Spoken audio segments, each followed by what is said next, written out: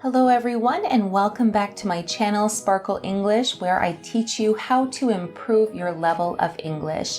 This is the third video in my series on the most common mistakes in English. At the end of this video, we will have a short quiz. Let's get started. So the first common mistake in English is knowing when to use the word then or than. Then and then are commonly confused words in English. Then refers to time or a point in time. Than is used to make comparisons. That is the main difference between these two words. So let's look at examples with then. She lived in India and then moved to Japan. We ate dinner and then went to the cinema. I'll be home this evening. Can I call you then? In all of these examples, you can see we are using then referring to time. She lived in India and then moved to Japan. Another way of saying then would be after that or next. I'll be home this evening. Can I call you then? Can I call you at that time? So now let's look at than, which we use to make comparisons. Tyler is taller than George. We are comparing these two boys, and when we compare, we use than. I'm more intelligent than Beth. I'd rather be poor and loved than rich and despised. Being single and free is better than feeling trapped in a relationship. So in all of these examples, we are making comparisons between people or concepts. Let's look at the second common mistake in English, which is knowing when to use the word good or well. Both mean the same thing. However, good is an adjective. It modifies a noun. And most of the time, well is an adverb. It modifies a verb. So an example of a noun is a person, place, or thing. So for example, dog, dancer. And well is an adverb. It modifies a verb. So a verb could be run, sing. For example, this pizza is good. Pizza is a noun, so we use adjectives to describe nouns. This pizza is good, not this pizza is well. They are pretty good landlords. We're describing the landlords. They are good landlords. Justin is a good singer. All of these words are nouns, and so we use the word good to describe a noun. Now let's look at examples using the adverb well. Did you sleep well last night? Sleep is a verb, so we don't say, did you sleep good last night? Because we have to use an adverb to modify a verb. Did you sleep well last night? How did your move go? It went well. Justin sings really well. I'm not feeling well today.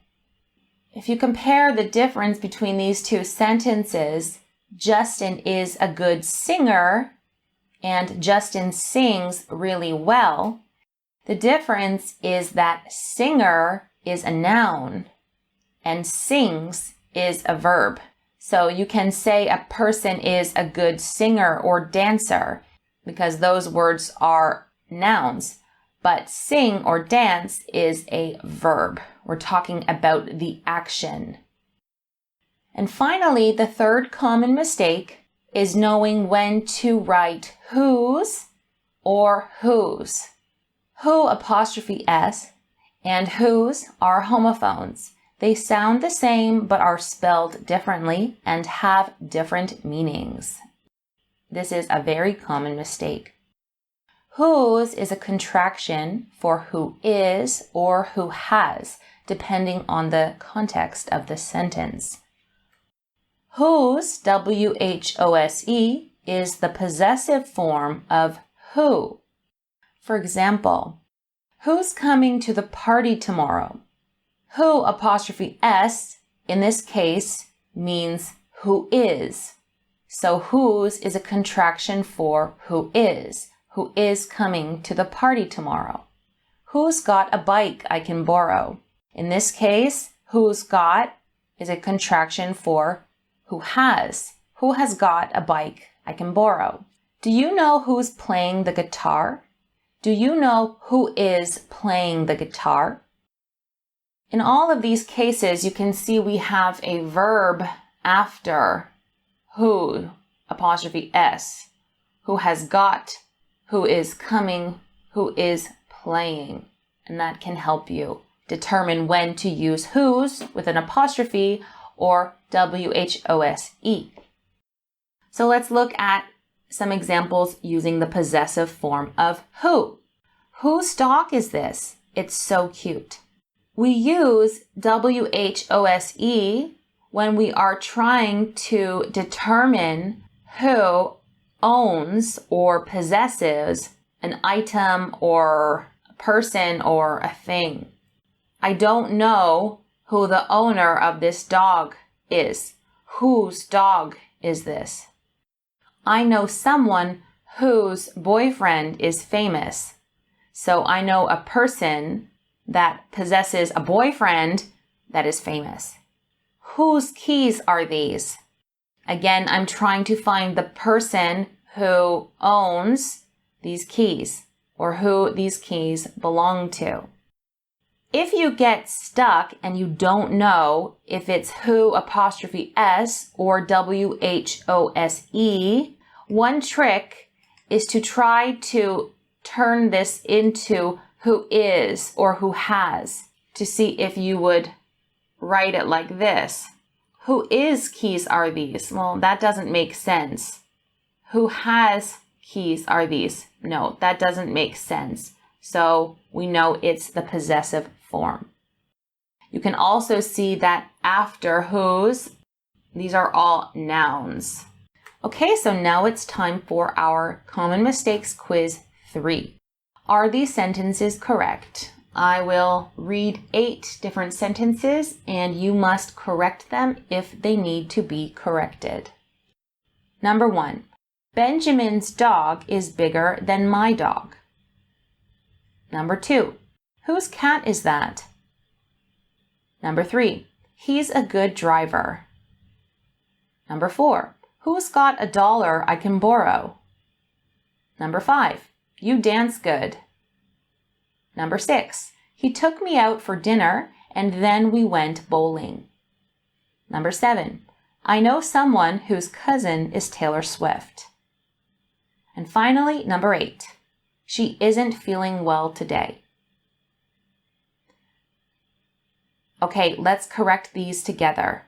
Number 1. Benjamin's dog is bigger than my dog. This is incorrect. Remember, we use then for time and than for comparisons. So we don't say then, we say than. We are comparing two dogs. Number 2 is also incorrect. Whose cat is that? We need to use the possessive form of who. W-H-O-S-E. Whose cat is that? Who is the owner of that cat? Number 3 is correct. We're using the adjective good to describe a noun, the driver. Number 4 is also correct. Who's got $1 I can borrow? In this case, whose is the contraction for who has, so that is correct. Number 5, you dance good. This is incorrect. Dance is a verb, so we have to use an adverb to modify a verb. You dance well.